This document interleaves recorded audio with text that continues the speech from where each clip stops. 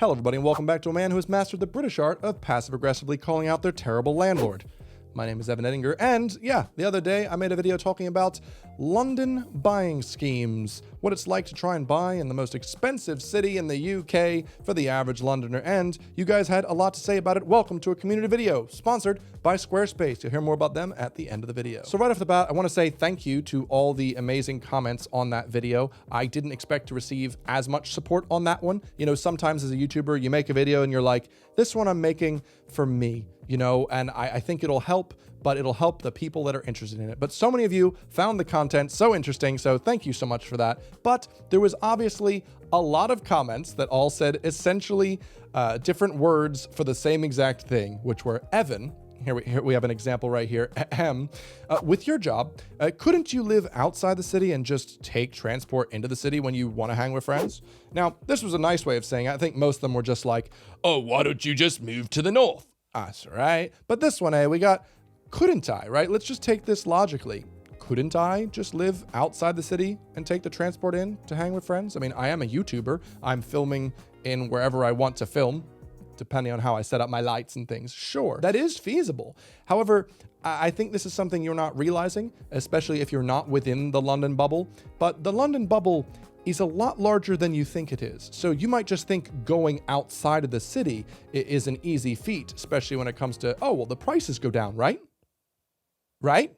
Well, not really, because everyone's doing the same exact thing. So all these commuter towns are just having their values go up, meaning that if you are trying to go out of London and plan on commuting in even a little bit, you're going to end up spending all that amount more. We have a comment here from Sadie that says, once a week, trips into London used to cost me nearly £100 each. This included 2 hours of travel each way, despite the train being advertised as 53 minutes. And yet, people do use this to commute 3+ days a week into the COL from my area. You'd loose your gains in transport costs and end up with a property worth less as well as half of your social life.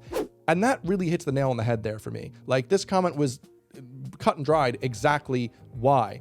Sure, if I'm viewing the world 100% just through finance, I might find a cheaper place outside of London, but I'd be spending, even if I'm just looking at it just financially, I'd end up spending more on the transport just to get back in, or the time it takes, the amount of time constantly to have to like travel in and pay that, and it's just not acceptable. I mean, we do have a broken rail system in the UK at the moment. Is it working? Sure, you can get a train to Manchester. Does it cost more than a flight?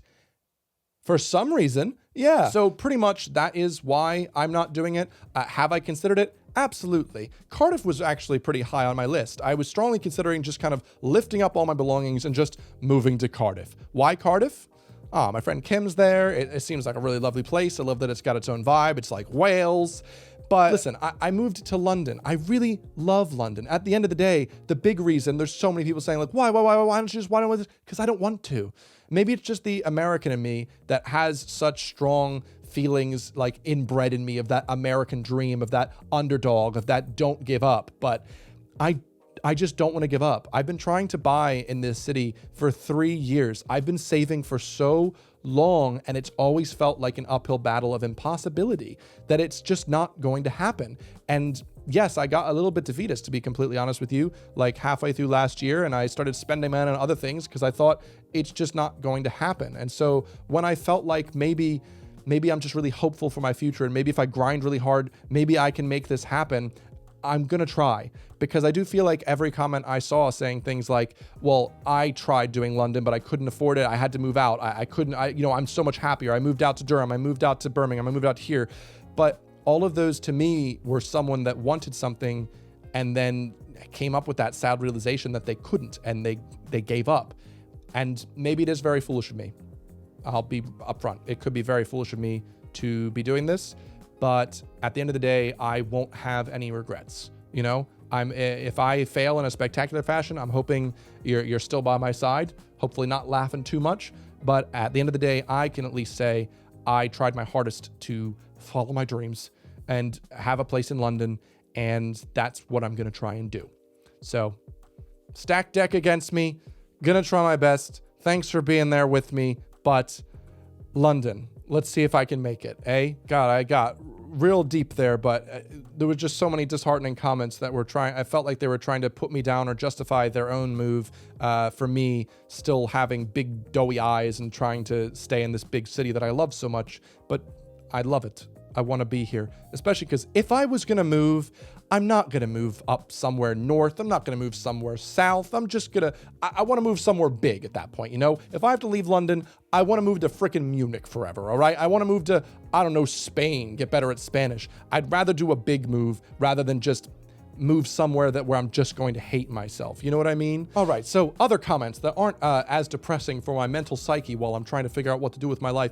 Being single is a massive issue, regardless of where you live in the UK. Essentially, you have to have your affordability before you even start looking. Where I am, this isn't too hideous, but I'm still taking 3 to 4 times my annual salary, which isn't exactly minimum wage either, to buy a decent place. Single tax is real. Yeah, that is something that a lot of people brought up, is that the reason it's so expensive is because I'm looking alone. Okay, I'm sorry that I don't have a wife or a husbando. Is that not a possibility? Are you not able to buy a property unless you have someone else? That also just seems not fair. Like I said, I feel like the cards are stacked against me. I do feel like I'm trying my best, and I've been trying to, like, I want to use one of the bedrooms as a workspace studio, and this has just been my dream for quite a while, so I'm gonna try. But while we're talking about these single techs, I've had a few successful dates recently, and that'd be pretty annoying to then just be like, sorry, honey, I'm off to move to Liverpool. That's not too nice. Maybe I'm getting my hopes up, but also I find I'm very defeatist sometimes, especially when it comes to the single tax, you could say. And so if I find that something is actually working for me, the last thing I'm going to do is shoot myself in the foot. I do it too often, all right? We have, hi Evan, shared ownership, London owner here. Just wanted to clarify a few of your points. Shared ownership resale properties do exist, so you don't need to buy a new build. In fact, I would advise you don't buy a new build. I didn't. All right, so I was a bit biased just because you did. No, so I didn't actually say that in the video though, so thank you very much for bringing that up. You don't have to buy a new build on shared ownership.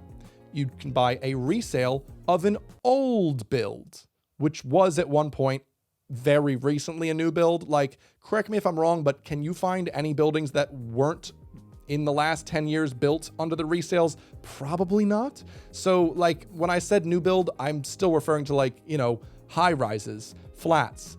If you can find some like actual houses on shared ownership, congratulations. I have not in my searching. So yeah, I've got like just a bit of stress and anxiety from all this move and stuff. And so my vibe hopefully is okay, but I hope you understand if I come off any bit differently.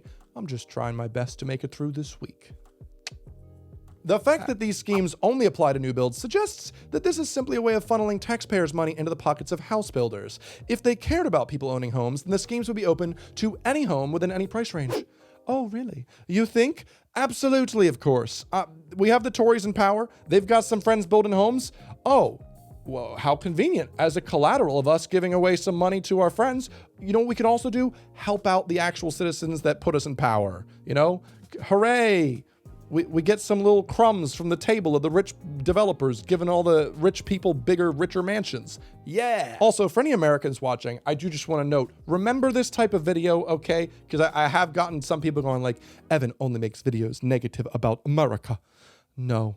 I just try and be a bit more critical about things that aren't working and broken systems, such as, you know, US healthcare or the UK housing situation. Also, Dublin. I always want to bring that up because, geez, Ireland's going through a rough patch as well right now with housing. The housing market will be quaking in its boots when millennials suddenly start having all the political power. An entire generation of very cynical and burned individuals is not going to be pretty to the status quo. As much as I'd like to believe this, and as much as this sounds so hopeful, I also have a bit more of a cynical thought of, would we then just become whom we hate? Let's be real here. You know, and I don't care what generation you are right now.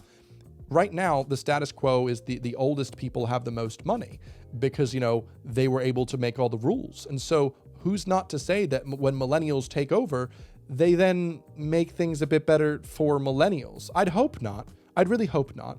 But also think of the fact that Gen Xers are given loads of money when they die, assumably, to their millennials, who will then have money, who will then want to keep their money, who then will, hopefully not, but might, repeat this horrible, horrible process.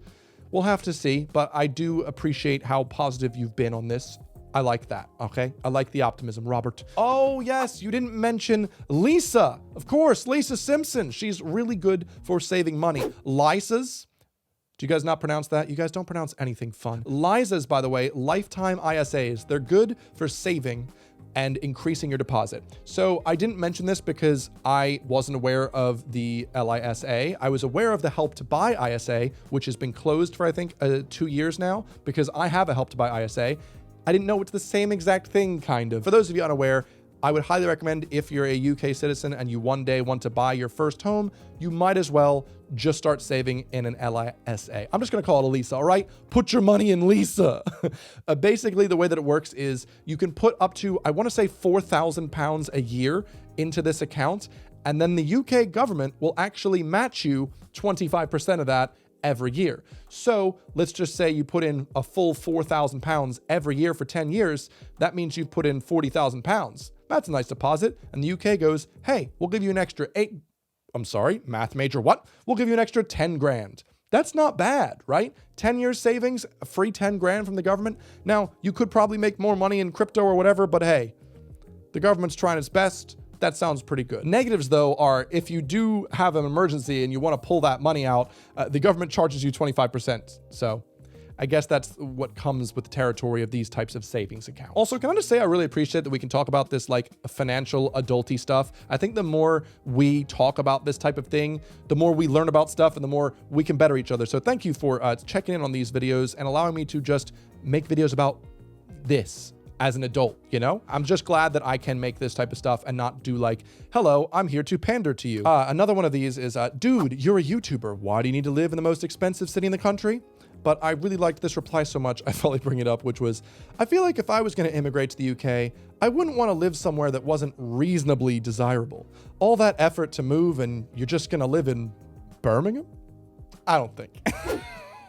No offense to the Midlands. Wassel, you're delicious. But also, yeah, I mean, he said it. Well, it wasn't me. I'm just, putting the comment in. I'm just trying to say. Hi, Evan. Help to Buy owner here. Just wanted to clarify a few things. Help to Buy equity loan value starts at either 20% for outside of London or 40% of the purchase price, but it tracks against the value of the property. So basically what they're saying here, which is something that I didn't bring up, is sure, the government takes 40% of the value and holds it for you real quick so you can deal with the rest. Sounds good. But after that 5 years, let's just say the value of your property goes up a huge amount. Guess what else goes up? The money you owe the government. Because the government goes, oh, hell yeah, we've actually made a good investment by giving him that money. Now he owes us even more money. Kind of messed up, right? Like you'd think that maybe the government would have our backs in that specifically. No.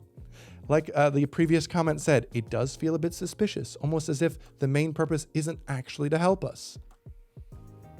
As an American, it's hilarious to hear you describe all these programs as schemes. Yeah, I actually was talking about this with my friend the other day, because in the US we would just say programs, but schemes are almost exclusively done with this finger gesture. You're like, yes, what schemes can we do? Maybe they're called schemes because they're actually meant to benefit the government as opposed to the populace. Hey, the secret's out, okay? They're scheming. I'm fairly certain that white goods equal goods that came in only the color white. I mean, yeah, I understand why. I just think it's a funny expression. Because it's one of those expressions that doesn't exist where I'm from, it comes off weird to me, and I bring it up to be like, have you questioned why this is a thing? Obviously, it's because things are white, but also just white goods. This is white. It's not my white good. Anyone notice he's on 666K subs? Yes, the devil did. Thank you so much for subscribing so much recently. My channel's been doing well. Thank you very much. I really, really appreciate it. I especially appreciate it. What's he doing? He's going down to get a hat. When you guys stay and listen to my lovely spawn segment where I say thank you so much to the sponsor of today's video, Squarespace, who has sponsored so many videos of mine because they are a professional helper tool, okay? Do you want a professional looking website with an incredible assortment of templates available to you to make your website stand out from the rest and yet be so intuitive that you can look at it on mobile, look at it on desktop, and have your friends go, wow, how'd you build that website and look so professional? And you go, oh, me? I built it using squarespace.com/Evan Edinger. What's that? Can I use a code instead? Absolutely. If you use code Evan at checkout, you can get 10% off your first Squarespace website. Wow, thanks. You should refer one yourself. No, I like helping out Evan.